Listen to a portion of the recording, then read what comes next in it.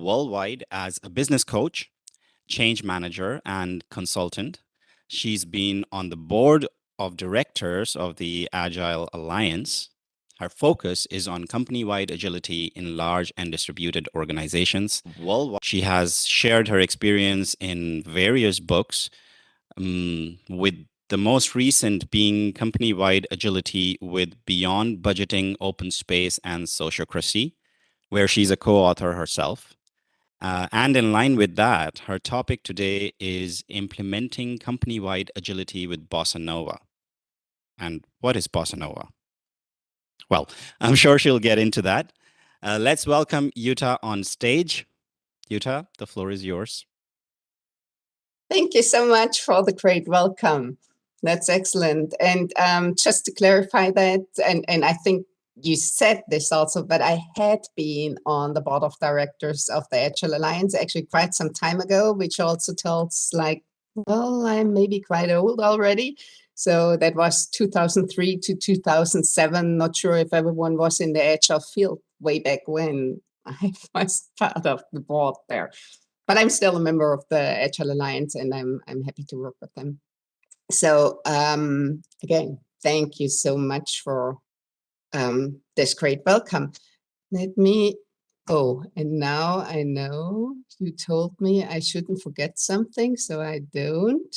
And I share like all kinds of things here. Very good. So yeah, as Shaz said, I want to talk about implementing company-wide agility with Bossa Nova. First, a little bit about me as well, what Shaz said, like that I have published quite some books. Often I regard the books as part of my journey, actually, the way how I made my way in that field, in that space. And just for pointing this out, that that one, the Agile Software Development in the Large, is actually the very first book that I wrote, and I published that in 2004. So it was worldwide the first one on scaling. And guess what? In 2004, nobody was really interested in that topic. A little bit ahead of time, I guess. I moved on then because most of the large teams are also distributed. Therefore, my next milestone on my journey was then distributed teams. And then I moved on to more things on the organizational level. And these are the other books, no matter if it's about cost of delay, which is more general thing, or how to implement organizational change. That's a retrospective. And then the Bossa Nova. And Bossa Nova, you see it on the title, and of course I dive into it. You can also argue maybe it is about bringing all the various buzzwords together that are there. We will see if that's true. Before I dive into that, I would actually like to hear from you. What do you regard as the biggest challenges for companies today? And I've put that in as a QR code that you can scan, or you can go to menti.com and enter there the code 2599 0196 and just put in like a word or two or whatever way you think. What are actually the biggest challenges? Oh, and today is my lucky day. I think I didn't have that for years, that the plugin of Menti really worked. I'm surprised. How good is that? What a great start. So culture is a challenge. That's one of the things. Overcome the ego thinking mindset. Psychological safety. I've seen that as one of your mega trends from yesterday. So I've seen on social media what you came up with. So that's kind of interesting that you are bringing as well here. Complexity, priorities, trust, war, yes, and ethics. Culture stays like quite big. This goes really quick here. I have a hard time to read everything. Where was that? There was something about beer. I saw that, but it's gone. Where is it gone to? Agile product portfolio. It's also creating focus. Top-down hierarchy is a challenge. Prediction of trends.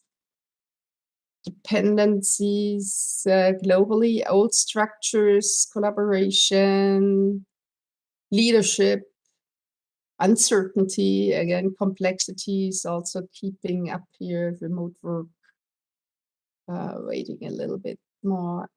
What was that? Agility, eagle change, I think I saw there. Resource efficiency. OKR, still one of the mega trends from yesterday. I saw that.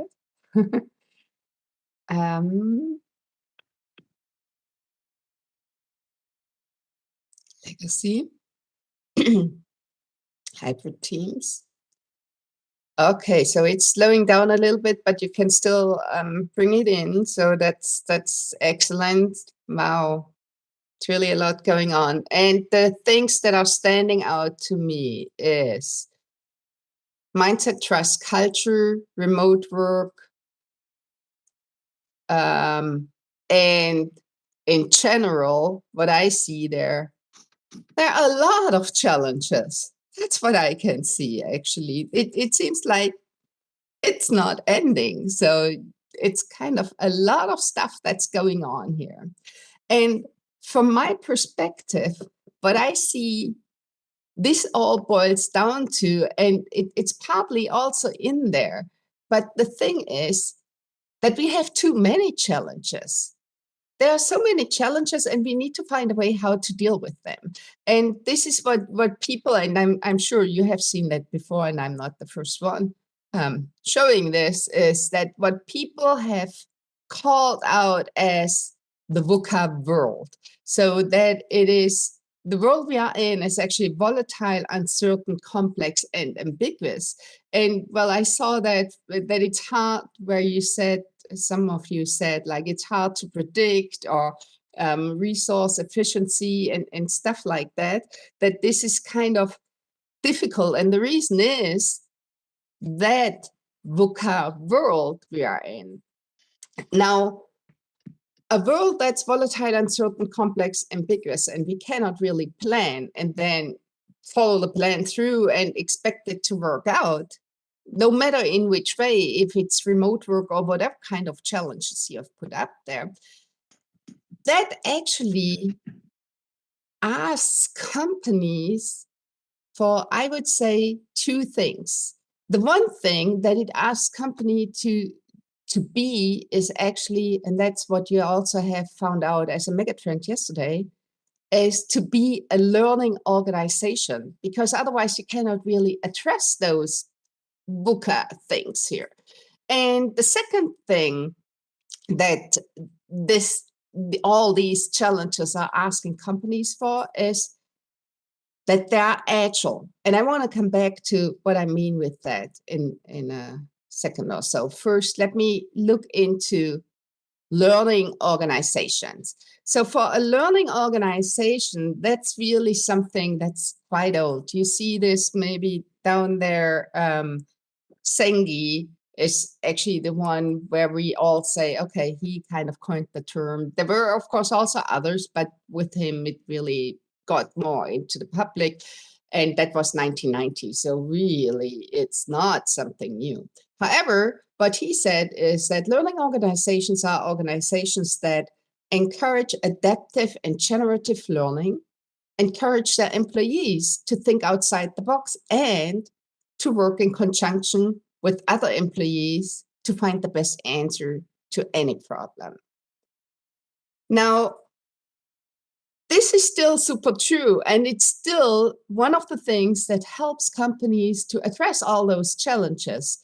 And maybe if it's kind of like for you as it is for me, this also stands very much in line with what I regard an agile organization should encourage to or be.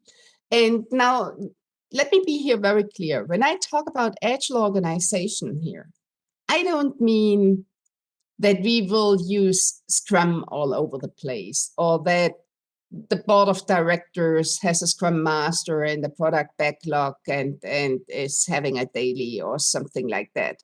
And maybe maybe they come up and work that way with a backlog and a scrum master, and maybe their meetings are more efficient this way. That's all fine.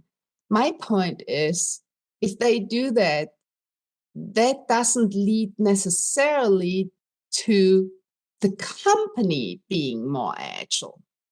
It's just that maybe their meetings are more efficient. So it's not so much about, yeah, Scrum or whatever your preferred agile approach is, having that all over the place. It's really more agile at its core. And I also saw in the megatrends maybe questioning agile, or does it have to be a framework all over the place and something like this. So I really want to bring it back to what it more literally means, which is, as a company, being able to act flexible, being responsive, being fast, being adaptive, being nimble. So this is what I think is helping a company addressing all those challenges. And one of the answers, I believe, of course, is the Bossa Nova that also allows implementing learning organizations. And now the Bossa Nova, I mentioned that already at the beginning. You could also argue it's bringing together all buzzwords, or a lot of the buzzwords together. However, there's a reason for that. And one of the main reason is, if you look at the different angles from a company, you will find out that there are those different perspectives that enable or hinder being agile as a company. And let me start with beyond budgeting. So just think of, if budgets are fixed a year in advance, how flexible, adaptive, responsive can you actually be if something else is coming up? The money is typically already in the various buckets. And if you find out, well, we really should work on this instead of that, then it's difficult, because we have spent all that time creating that budget, and that should really kind of be stable and be measured against that over time. And so it just hinders us overall being agile. Similarly, well, if I go to the OS of the Bossa Nova, the open space, that looks really more at the individuals. And I have also seen a lot around that, both on the megatrends from yesterday and what you came up with now with the challenges companies are facing right now. Let me put that this way. Very often what I see how we act in companies is that, for example, we have these various job descriptions, and then we look for people that fit into those job descriptions. And how flexible, adaptive is that, and how innovative can a person be? Versus if you do it like the other way around, you look at the people there and leverage their innovative potential instead of, putting them in that box that a job description kind of is. Then sociocracy looks at how power is distributed. And there are also just this one thing. I will dive into all of them a little bit deeper, but just for now. So if the power is not really distributed, but it's more central, then we are just too slow in decision making and all of that. So we cannot be agile either, because we are too slow. We are not responsive enough, flexible, fast, blah, all of that. And I think I can skip agile almost. Well, it's really more about the continuous feedback and continuous learning. But I want to kind of make that as brief as possible, because I'm assuming you all are experts in agile. So, okay, so this is Bossa Nova. Maybe, let me see, how am I doing on time? Bossa Nova also is the Portuguese term and stands for new trend, new wave. And so when we played around with the terms, then we also felt like, oh, this is a good fit. And no, there's also the Nova, which kind of says, well, maybe those 4 streams beyond budgeting, open space, social efficacy, and agile are not all that are helpful for you. Maybe you need to discover something new, and maybe you should do that all the time. So it's not like a recipe really here. It's more like a, I don't know, inspiration for thinking. And what you can see here as well, agile is actually not enough.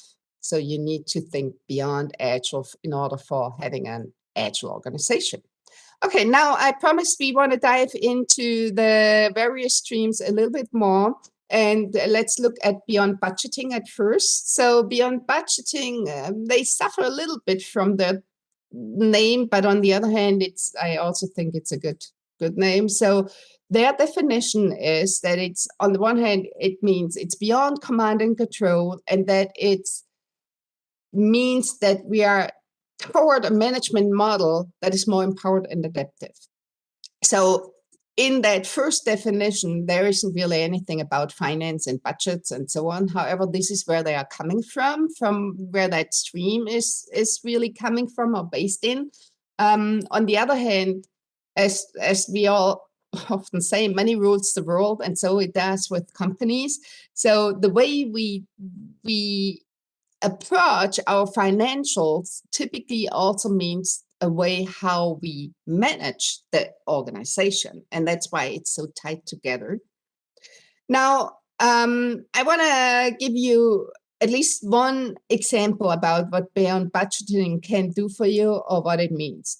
And one of the things that they are looking at, and it's really not only that, I want to be clear about that, is thinking about the budget and what kind of purposes does it actually fulfill? Well, and I said already it in plural, purposes, because sometimes we always think about a budget like one purpose, but it actually is 3 different purposes, and we should think of them in a separate way. So the first thing is that with a budget, we look at what's our target? What are we really aiming for? Then the second thing is that we think about what do we assume will actually happening? So that's the forecast that we are doing with the budget. And then the third thing that we do, and it's the purpose of the budget, is that we think of resource allocation. So where do we want to spend the money in order to fulfill targets forecasts? And just to be sure here, so this is a terminology also beyond budgeting is using, and resource doesn't necessarily mean people here. I know how allergic people are in the agile community when they hear that term. So it really is referring to money. And of course, yeah, money can also be spent on people, but it can be spent on all kinds of things. So it's just a general term for resources, and here based in like the money we are spending.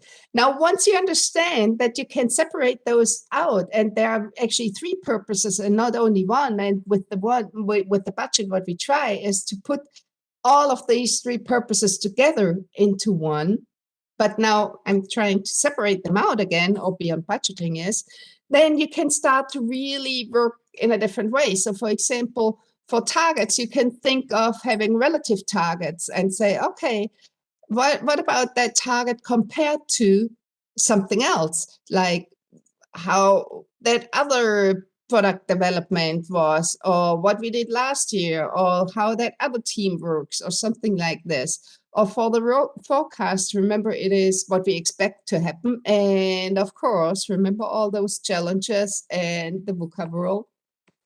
We need to do this more often than once a year. Things are changing all the time. We keep learning. And so it's not enough to put it in a number a year in advance. So it's more a rolling or event-based, at least like a reiterating thing on the forecast. And the third thing that goes with that is having dynamic resource allocation, because again, we are learning from our relative targets, things are shifting from the forecast that is changing, and therefore we also need to decide maybe we better spend the money on a different product than what we thought several months ago or so. So that's kind of at the core what beyond budgeting is about. Now, let's look into open space. And I know you are doing open space here, which is wonderful. So Therefore, I don't need to explain to you what open space really is from a facilitation point of view. Now, open space in Bossa Nova for an agile organization, true agile organization, is actually a little bit different. It is taking the open space principles and making them more or less a strategy in a company. So that means we have an ongoing open invitation for people coming up with suggestions and ideas. And it's not, I know companies have that, but to be really honest, the way I see that, most often the suggestions, the process that those are going through till there is a decision, and who makes that decision is maybe also not really true. If that suggestion is a good idea or not, it just takes forever. And it's more hindering people to come up with all those ideas or bring them in because it's just a little burdensome. However, there are also companies who really running along the open space principles, which means everyone can come up with a cool idea and a new suggestion. And like in open space, if there are enough people who say like, cool idea, let's work on this, make it happen, then it's going to happen. So no long, difficult process to go through till somebody is deciding that's a good idea or not. But it's more like the passion of the people decides on new features, new products. And just giving you one example, and I hope you know them, W.L. Gore, the outdoor equipper, the Gore who makes the jackets and so on that you need for hiking or skiing or anything. So they are running their companies for many years like that. So just everyone can bring up an idea and a suggestion. However, as you know from your experience in open space, that means everyone also is self-responsible for learning and helping others to learn. So this comes with that open space principles as an innovation strategy for a company. And yes, you could also use open spaces really as facilitation technique to make it happen, but that's a separate thing, or it's orthogonal to it. Now, to sociocracy. So sociocracy is actually based at the core on equivalence. And I want to share two main examples here, or things, or principles, actually. It's not so much examples. What that means. On the one hand, it means that we make shared decisions and they are based on consent.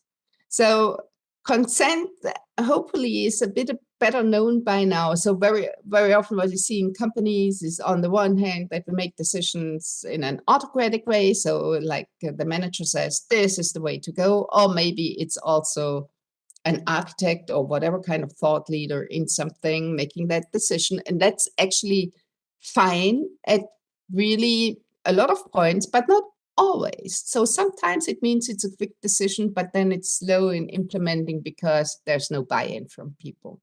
It depends. Sometimes we also are super happy that somebody makes that decision, especially when we trust that person. Now, there are also democratic decisions by majority. And as we all know, majority decision-making means that we ask everyone, but the minority is later on ignored and maybe not so happy either. Then there is consensus, which means we are asking everyone and it takes forever till we come to an agreement. Now, consent is also asking everyone, but it's not coming to an agreement, but coming to acceptance. So it's more that everyone is asked if every person can live and tolerate that decision, live with that decision, or tolerate that decision, which is something different than if I agree with it. I can live with that. I can live with a lot of things. It may not be my favorite thing, but it might be good enough. Now, this is like the one thing, shared decision making. The other thing is looking at a structure at companies, and most often, and that was also the one of the challenges somebody noted, like top-down hierarchy. This is kind of how, I know it's simplified, organizations look like top-down hierarchy. If you look at this from an agile perspective, what you find is, well, actually, there is no feedback in the structure. It is top-down. And being agile, we know that, well, we also had Eva saying that before, we love feedback and we need it. We need it in order to improve and get better. So this is what Sociocracy brings in, feedback, that it is embedded in the structures through something that's called double linking. So this means from every level on the hierarchy, we have representatives being elected up, and they have the same say as the, let's say, managers who are appointed top down. So we have a bottom up hierarchy, a top down hierarchy, if you will, but this allows us to have the feedback really, if you will, hardwired in the structure that cannot be ignored. And because we make these decisions based on consent, everyone has the same say. Okay, so these were a lot of principles, and so I want to give you I'm too quick. Of course, I have to say there's also Agile, and I said that I want to really do that brief because I know you are well aware of what Agile brings. So continuous learning through feedback, for example. Yeah, so these were a lot of principles, and I want to share at least 2 examples what that could mean in reality from companies, real companies. So this is an example from an ERP company, not the big blue German one. It's a smaller one. And there was the idea that we said, okay, we really want to have more self-organization, self-responsible teams, and really having Agile more built in our way how we develop the products. What we did then was pointing out, and that's actually at first this side, pointing out what we actually need in our ERP system, what kind of different areas in the product we are seeing, and then asking people to write a sticky and say, well, how they see themselves in those teams. And so this one was like somebody signing up, being the product owner for purchase, and then some people signing up for working on that stuff in various roles and ways and bringing stuff in. And well, so first of all, you might know that now, which is self-selecting teams. And of course, open space principles are really kind of the foundation for that concept, right? And at first we thought, well, what about if we have then teams where we have all the cool experts and other teams which are more like the losers or something, or we have product areas nobody wants to work on because they're boring or something like this. Guess what? It didn't happen. It never happened. So this is an example where I think this is the first time, I think this is like at least 15 years ago, have done that over and over again, and it really never happened. People are self-responsible and they talk to each other and figure out that every part of the product or every product is really supported in a good way. And so I can only recommend that because it also allows people to follow their passion with responsibility. Again, remember the open space principles? This is it in action. And yes, well, this was like we had those flip charts hanging in the huge room where everyone was walking in, auditorium or what. No, actually the entry hall it was, over, I think, the course of 2 weeks. And so people had time to discuss and change and whatever. Not only because later on of the pandemic, also much earlier, because we were distributed. We did this just in a wiki, like a Confluent or anything like that, where we had this whole discussion happening there. So there's no reason not to do that if you are not together in person. So it's just maybe nicer to show the flip charts than any wiki discussions. So that's one one example. Another example I want to share is maybe more in the direction of beyond budgeting. So this is an expense sheet, and I guess almost all of you know that kind of thing where you say, okay, this is what I had expense and I'm asking for a reimbursement, and often it takes quite some time already in advance to get an agreement that I can really, I don't know, attend that conference, or maybe it also has to do with travel. So maybe I need a new, better camera for my remote setting or whatever it is. And it often is also kind of burdensome to go through all that. Now, there are companies who say, well, that also doesn't sound very agile because on the one hand, what it says is, well, we trust all of you to make that €1 million products happen, but we don't trust you to really pay for a decent camera. We really want to check that you are doing it right, and we don't trust. So this is kind of a mixed message, and it also doesn't have much to do with self-responsibility and empowering people and so on.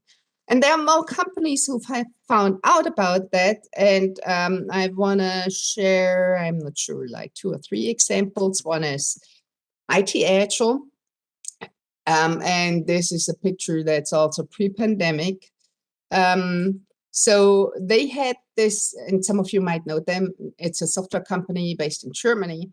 And they also had this discussion where people said, well, we have even Agile in the name, but the way we deal with expenses and so on, it doesn't sound very Agile to us, and maybe we should find something else. And so they came up with a different idea, and the different idea was to base like expenses and their reimbursement just on 3 principles. So the one question, and it was more focused on travel at least at the beginning. Again, pre-pandemic, well, people are traveling again, but not as much, I guess, than pre-pandemic. The one principle was like that people were asked, however they spent the money, it should be legal. That's good.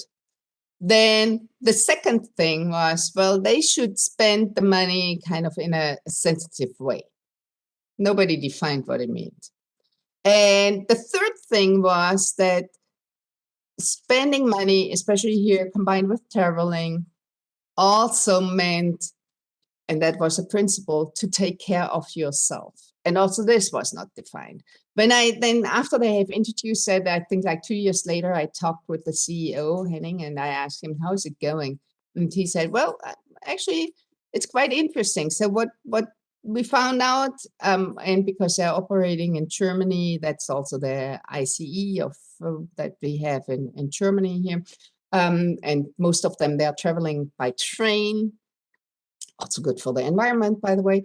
That they figured that actually it's mainly the consultants traveling first class versus everyone else is mainly traveling second class.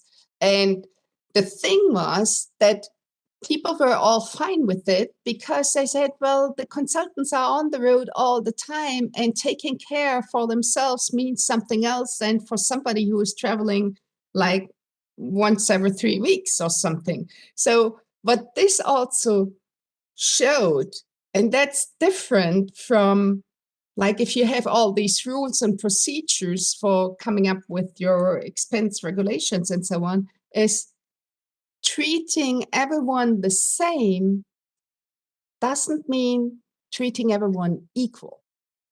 And so this was kind of a big, I don't know, aha for them. And I think super important. Then I have 2 more examples. The one is Miles, a Norwegian company.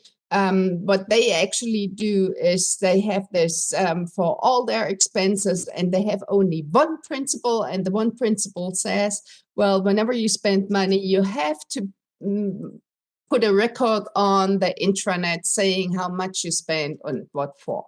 And so it's a kind of a self-responsible, maybe peer pressure thing, that if I really spend €1,000 for my new camera, then maybe people question if that's really necessary, and if a camera for €30 wouldn't be good enough as well. So more something like that. And then there is Roche, who that's not for too long, but they also changed that they, for example, don't have any travel budgets anymore, and they are doing it all through openness and transparency, and it's about self-control, and they figured out that travel costs really actually went down by trusting people. What a surprise. Okay, so these were a few examples what it could mean to be agile as a company. Now, there are some underlying values for all of what we have seen, and those values are actually the ones that hopefully look a little bit familiar, because, well, if you are in the agile space, they should look familiar. It's about transparency, self-organization, constant customer focus, and continuous learning. And what does that mean exactly? Well, transparency, that's maybe the thing that's often, well, sometimes I think it's misunderstood. Transparency doesn't necessarily mean to make everything transparent to everyone. Actually, I'm not keen on having everything transparent because I have too much information overload already. However, what's super important for me is that I don't have any problem to get the information that I need for doing my job. And that's why we look at transparency from two angles. It's on the one hand, making stuff transparent and also providing that access for people who seek that information, and that it's not a problem to find stuff. Then self-organization, it's about accountable cross-functional teams that select themselves, remember, that's the open space thing, and follow their passion with responsibility. Now, constant customer focus is more looking at that, like everything that we are doing in a company should be kind of be clear to us or aligned to what value does that bring? How can we support the value creation? So it's on every aspect of the company, no matter if we talk about product, process, structure, strategy, of teams, individuals, like everything. And then lastly, continuous learning is about that we should always learn and contribute to others' learning, get feedback, and adapt. So these are the underlying values. And if you now think, okay, and where do I actually start? I would like to know from you. And this is still the mentee, and I'm curious if it's still working with the updates. So the question is, what in your opinion is correct? And the correct is really in quotes. Well, there's no punishment. So do you think that if you think of starting somewhere to implement an agile company, do you start, and I just put out those three, starting with the strategy, do you start with the structure, or do you start with the process? So is it that strategy actually follows structure and that follows process? Oh, see, it's my lucky day. I see the updates. Or is it structure follows process follows strategy? So that's probably the strategy eats culture for breakfast thing. Process follows strategy follows structure. None of the above, or do you think like it's all of the above? Whatever. We will see. It looks like process is not the first thing, and we are focusing so much on processes in Agile. How do we see already something? Well, there's a little bit more, maybe because I made that comment about the breakfast. 50% now say structure follows process, follows strategy. It's really a tiny bit more. And see where we are going. But it seems also to settle down here. So 50% say structure follows process, follows strategy, meaning strategy goes first. We have another big part that says somewhat all of the above that we are having here. And again, I have to repeat that. Interesting that we are talking so much about processes in Agile and nobody thinks that's where we start. So, okay, if you want to start implementing an Agile organization, One good news is you can start anywhere, because there's something that people have learned over time. So there was a time where people said, well, structure follows strategy. And there were papers out there, academic and evidence-based and whatever. And then a few years later, there were papers where it said like strategy actually follows structure. Ooh. So, and other papers around that. And then there were people saying, oh, actually, it's process follows strategy, and vice versa. And so there was like more and more over time, and I think it started in the 60s or so, these discussions, what's actually leading. Nowadays, what people have realized that those three that kind of characterize a company are completely dependent on each other, and they influence or impact each other. And this is good news, because it doesn't matter where you start, you can start anywhere. And that's, I think, good. Maybe one more thing why it's characterizing a company, and you see that here in the bluish thing. For a strategy, we often talk about that this is kind of the purpose of a company, and that's why we relate that to is an organization, or is a kind of an organization, because it ties to the purpose of it. For the structure, we often talk about it has an organization, versus the process is it's being organized. So it's kind of a way of looking at, yeah, at a company. Okay, so this is good. We can start with the strategy, with the structure, with the process, no matter where. Now the next question, so we have like the principles, we have the values that are guiding this. We know we can start anywhere. And now the question is how? And the how is through what we call probes, or we can at this point also regard this as experiments. And the way that we are doing this is we are reflecting on a situation we are in, thinking about what kind of situation is it, for example, with what I said with IT Agile, that people said, oh, this isn't really agile, and I feel like being mistrusted if I don't have to go through all those rules for the expense reports. And then we design a probe, and for now, let's just bear with me. It's kind of coming up with an experiment based on a hypothesis we came up with when we've reflected on that situation, that maybe the trust is the problem. Then we try that experiment, and after that, we reflect on the situation again. And what would be good as well, if we would also publish it to our peers in whichever way. So we can talk about it. For example, if IT Agile wouldn't have shared that, or Miles or Roche, I wouldn't be able to share what they have learned and are doing to you. So it's important to learn from each other, company internal, but also across companies. And so now, how can such a probe or experiment look like? And we come back to that expense report thing. So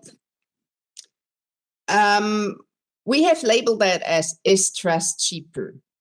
And again, we have seen that in various companies. And there is like a reflection on the situation, which is actually then what we have seen as, or what we came up with, a background, a situation we are in. So that could be something like this. Traditional travel expense procedures are burdensome and assume people can't be trusted. And then we have a hypothesis saying such procedures cost more than they save and are demoralizing. And then you come up with an experiment, and you, of course, need to measure it first, and then you try it for a given period of time, and then you post-survey, post-measure it, and look if things have changed, if your hypothesis was true or not.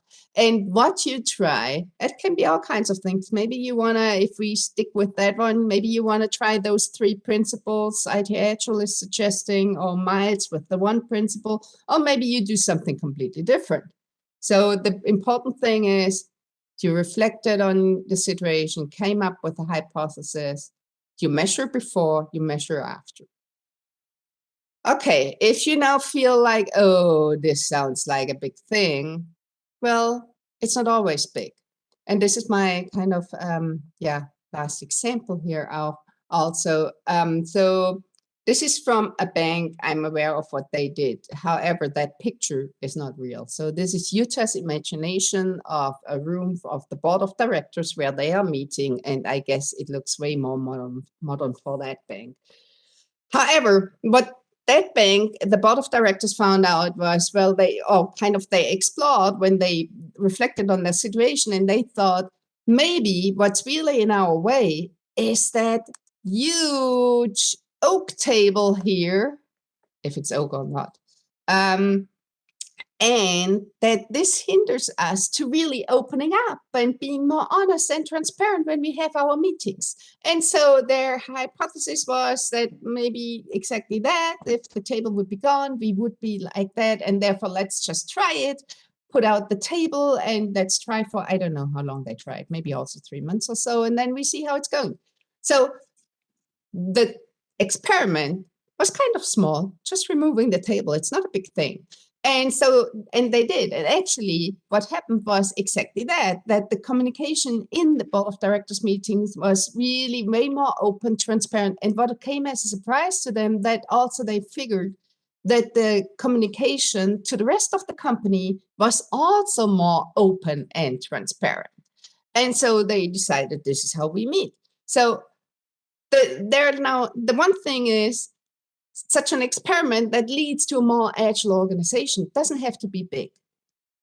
And I know not all of us are at the board of directors, but we can start just anywhere with any kind of small change. And this is also what learning organizations really mean. So because it is a group of people who are continually enhancing their capabilities to create what they want to create.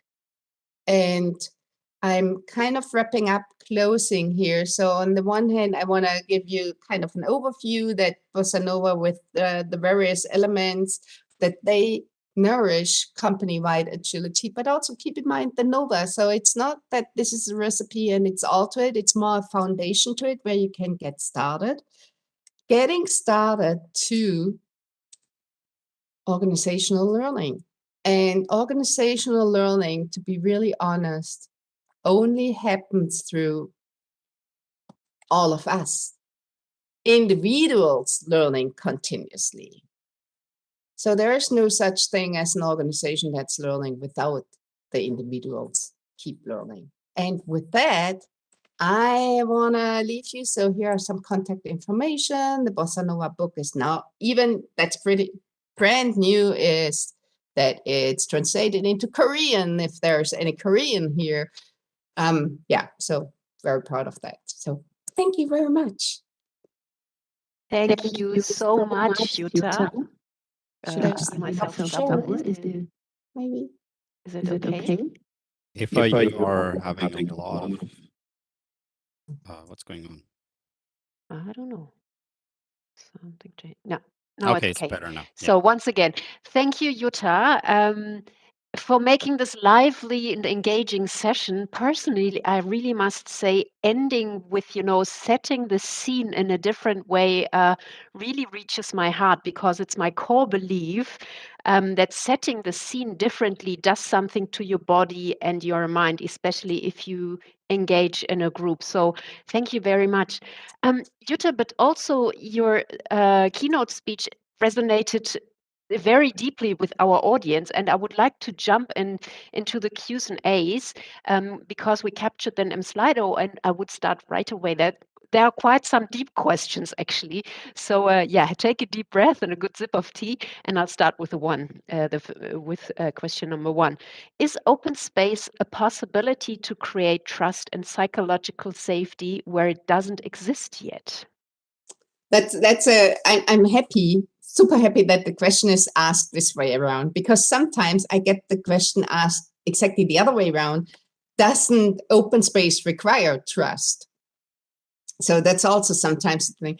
And yes, I really believe it helps building that trust. And the one thing that we all have to keep in mind is that I got that from Tom DeMarco. Maybe some of you know him. Big author, great books, keep looking for him. And he once said, trust always goes ahead. So if you want to build a trusted environment, what you need to do is trust people first. You cannot kind of start controlling things and hoping people then act in a trustworthy way, right? So you need first to give the trust. That's probably also why we talk about giving trust and not taking trust. That's not really existing, right? So, and therefore open space actually is in that direction. And also the way what I explained from that ERP company, like self-selecting teams and just trusting people. And of course there was like big fears and people were scared. What happens if? But well, we just said, okay, let go. We trust, and it really paid back. Yes. Thank you, Jutta. The next question that we have is, what's the next big thing in your opinion? Uh-huh. Well, of course, it is always super individual. But for me, and I'm absolutely passionate about that. And I'm sorry if it maybe now gets more political than maybe you wanted to, but I just see our planet is on fire, and we all have a responsibility here. And I also think, also we in the Agile community, we can do a lot to make a difference, to make the world a better place. And in various ways, we can make use of our practices, mindset, skills that we have learned and help, for example, nonprofits or whatever to really get more effective and efficient. But we also we also have to do our own homework and ensure that our products are actually sustainable and are not contributing to a higher carbon footprint or contributing to being exclusive and all of that. So I think we also have a homework here. So, and you realize already the way I'm talking about it, I'm really super passionate about that topic. And I think it's the most important thing that's happening. And for me, and that's probably also kind of because I'm biased, but for me, this is the next step also for a company that says, well, we are agile, or a team that says we are agile. I think that comes with an expectation, because if a team says we are agile and then later on people find out they're not inclusive, people would say, well, I thought you're agile. And if a company says we are agile and then people find out they're not paying fairly or they are polluting the environment, also there people would say, well, I thought you're agile. So I also think we kind of give a promise. Maybe it's a hidden one, but we do. And we have to keep up to it. Oh dear, Jutta, you're pulling a lot of my strings at the moment, I must say. I'd love to go with you for a coffee just to have a chat about all those topics. Nevertheless, let's put the participants' questions into place here again. Is there a recommended order in introducing the elements of Bossa Nova, or should they be introduced all at the same time? Mm-hmm. So I can't talk about really should. I can only say what I see companies are doing. And companies are starting at various places. Maybe I haven't, I know I haven't said that. I know, Shah, you said it, luckily, that I've co-authored that book. I haven't mentioned the name. You might have seen it on the cover. John Buck is my co-author on that. And John Buck's home is sociocracy, which means for him, most of his clients actually have started in sociocracy and then are coming up with, okay, well, maybe now what's our next thing? And most often they then have as their next step agile. What I see from my agile background, of course, companies are more coming from an agile experience and then want to become more agile as a whole company and not only like how we develop software. And most often I see open space as the next, because probably it is also from a facilitation point of view, something that people are used to do in the agile field. And so it's a more natural next step then to look at, well, can we benefit from the principles also in a different way?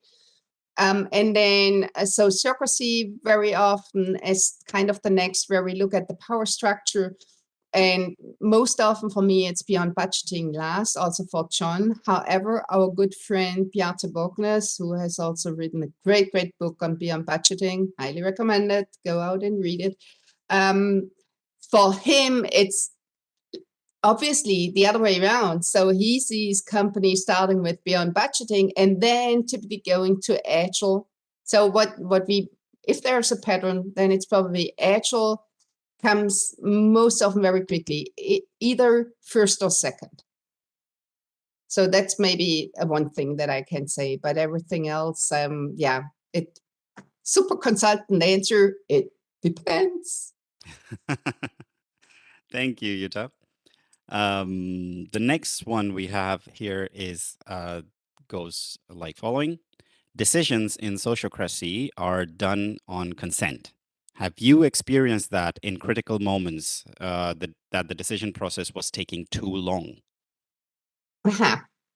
So one thing should be really clear, even if you have sociocracy full-fledged implemented like across the whole company, this doesn't mean that all decisions are based on consent. There are always situations where, well, maybe we say in the team, we really trust Shah to make that decision because he knows that stuff really well. And so he should go out and explore and then come back with a decision and we all are fine, right? So the thing is more that sociocracy says that decisions are, well, it's kind of a governance strategy to have those decisions based on consent. So that's kind of the first thing. The other thing, does it take long? Well, not if people understand what consent decision making is, because it is really not about, it's my favorite thing and I prefer red over blue or whatever. That really doesn't matter. The key question that I keep asking if somebody is not consenting is, how do you think the decision puts our joint goal at risk? And if you think it does, then we really need to learn about it. So it's important to have then that objection. We don't want to have a consent to something that's a risk for our joint goal. So we want to hear these things. But everything that's not putting our joint goal at risk is most probably just a favor thing. I favor this over that. And then maybe another kind of a recommendation next to asking that question is to put a timestamp on decisions. Very often we think for every decision we are making that it's for eternity, but I'm not sure what really is for eternity.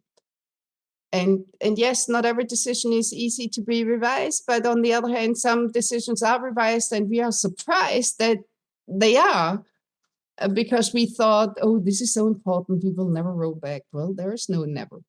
And so what helps again is putting a timestamp. So if you say, what about, kind of like with the probing, what about if we try that for the next 3 months and then we revisit, and if we find out that's not helpful, then maybe we do something else.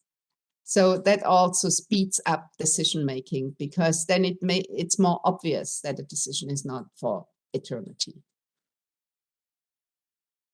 Thank you, Jutta. I think we have time for one more question. And the next one up the line is how to conduct a trust experiment in a non-trusting organization. Could results be misleading because of non-trust culture as a background? It can. So there's like the one thing that I see when companies are starting with Agile and then, well, there's this thing about transparency and teams should make all their, how it's going, their progress transparent. If there's no trust, that's actually perceived as control. And maybe the one or the other has experienced that. So even if you use like an Agile way of working, there's no trust and people are not trusting, the trust doesn't go ahead, then probably it is control. And so the thing for me is for all kinds of probes, You should look at what you can do. So you will never be able to say like, okay, I'm now suggesting my boss's boss to make that probe.